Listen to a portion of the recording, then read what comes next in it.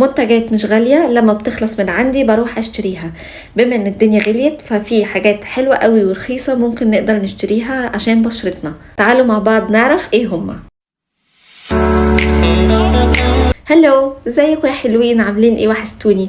انا النهاردة هتكلم معاكم عن حاجات خلصت من عندي وجبتها تاني عشان بصراحة هي برودكتس نينجا قوي. بصوا، اول واحد ده، لو انا مش عارفة هو باين ولا لا، ده اللونة اللي هو بتاع الكريم بتاع الهاند والهيلز بتاع الكعب والايدين. وفي كمان ده القناع بتاع الذهب بتاع ايفا، ده شكله. وكمان الماسك ده بتاع ايفا برضو بالهيلورونيك اسيد. انا هتكلم معاكم على كل واحد وهقول لكم ميزاته ايه وعجبني ليه فيه. اول واحد هتكلم معاكم عنه وهو اللونة ده بتاع الايدين والكعوب. ده عشان لو انت جلدك مثلا ناشف ممكن تستخدميه. انا بدات استخدمه من ايام الكورونا، لما رحت الصيدليه قلت لها انا عايزه حاجه من اثار الكحول عشان انا ايدي بتنشف، راحت هي ادتني ده. بصراحه انا حاساه حلو قوي، انا ممكن اديله 10/10، وكل ما بيخلص انا بروح اجيبه تاني. هو بيرطب الجلد قوي، بيخليه ناعم، ما بيسيبش اثار اللي هو تحس ان انت تقيل على ايدك. عارفه بيبقى في عندك كريمات لما بتستخدميها تحس ان هي تقيله، لا ده خفيف قوي على الايد وبحس ان هو بيأدي دوره بصراحه.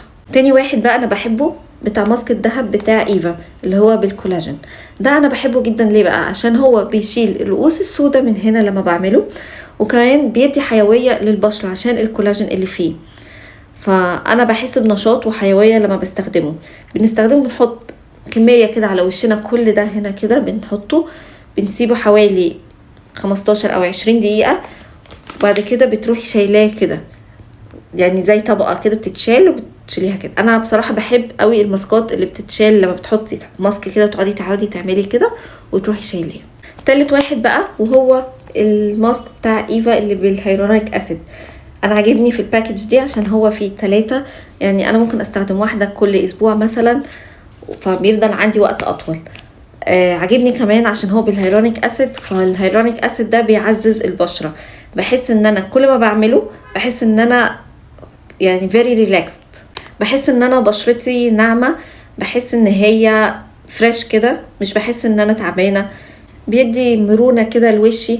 فانا بصراحة انا برشحه لاي حد عايز ماسك من حاجات بتاعت ايفا. البرودكتس دي كل ما بتخلص انا بروح اجيب تاني، اللي هم دولت بالذات. ده اكتر واحد عجبني عشان هو بيسيب ملمس ناعم قوي وخفيف قوي على البشرة. يا ريت تقولوا لي جربتوا ايه انتوا كمان وطلع حلو قوي معاكم ومريحكم، عشان انا كمان اجربه معاكم.